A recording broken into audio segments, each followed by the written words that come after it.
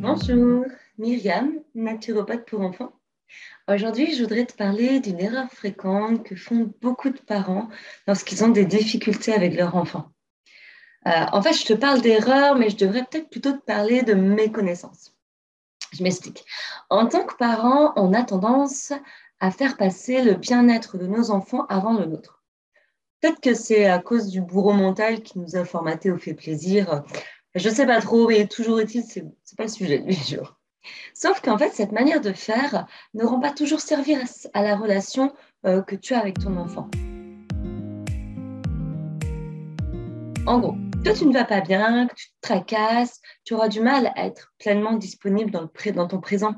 Et donc, avec ton enfant. Je sais bien ce que c'est, j'en suis passée par là. J'ai juste eu la chance d'avoir mon fils qui m'a dit un jour dans un jeu de société, mais maman, ton âme, elle n'est pas là. Ça a été un déclic pour moi, en fait. J'ai pris conscience que effectivement, j'avais tendance à me faire rattraper par mes soucis. Et donc, du coup, à partir dans mon mental. Et donc, du coup, de ne pas être présente pour mes enfants. Voilà. Si tu n'es pas bien avec toi, tu ne peux pas aider ton enfant correctement. Et de plus, tu n'as pas d'attention sincère, en fait. Donc, son besoin d'attention ne sera pas nourri. Et donc, par la suite, ton enfant, lui, viendra chercher à nourrir ce besoin. Et pourra faire des crises simplement pour avoir ton attention, en fait. C'est vrai que des fois, nos enfants, ils font juste des petites crises pour avoir notre attention. Deuxième point, ton enfant, c'est une éponge émotionnelle. Même plus que c'est une petite éponge, il ressent tout. Il sent quand toi, tu vas pas bien. Il a besoin de cohérence, il a besoin de compréhension. Si toi, tu fais comme si tout allait bien, parce que tu penses que c'est mieux pour ton enfant de ne pas savoir ce qui te préoccupe, peu importe le sujet, hein. Mais lui, il sent qu'il y a un truc. Ce qu'il faut savoir aussi, c'est que l'enfant, euh, il est égocentrique. Donc, il y a une grande chance qu'il croit que c'est à cause de lui qu'il y a quelque chose et que toi, tu n'es pas bien. Et donc, il n'en parle pas. Il ne se rend pas vraiment compte de ce qui se joue à l'intérieur de lui. Tout ça, en fait, c'est plutôt inconscient.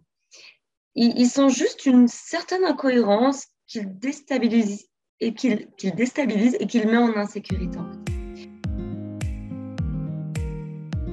Déjà, tu peux simplement déjà parler à ton enfant, lui expliquer simplement ce qui se passe pour toi, lui montrer que toi aussi, il t'arrive d'avoir de peur, de la colère, de la tristesse, euh, de notre façon naturelle. Pourquoi pas lors d'un kiff et pas kiff en fin de journée, toi, tu as kiffé quoi dans ta journée, tu n'as pas kiffé quoi.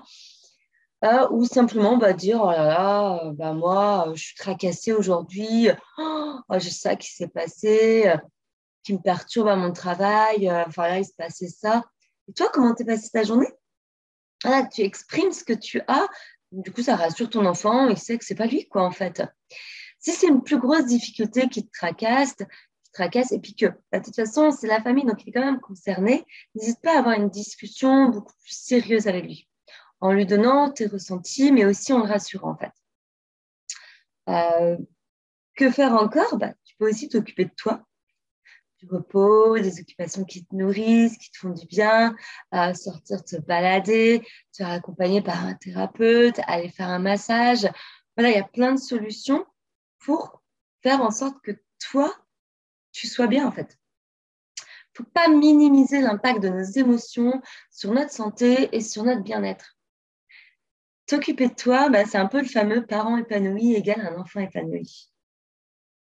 Voilà, j'espère que cette vidéo, elle t'aura aidé à faire quelques prises de conscience dans la relation avec ton enfant. Ce que je viens de te dire, c'est vraiment très, très, très important. C'est une grande base à connaître, en fait. N'hésite pas, si tu as des questions, à me les poser en commentaire. Ça se passe juste en dessous. N'hésite pas non plus à partager cette vidéo parce qu'elle peut aider d'autres personnes qui en auraient besoin. En attendant, moi, je te dis à bientôt pour une prochaine vidéo et je te souhaite une belle fin de journée. Merci. Au revoir.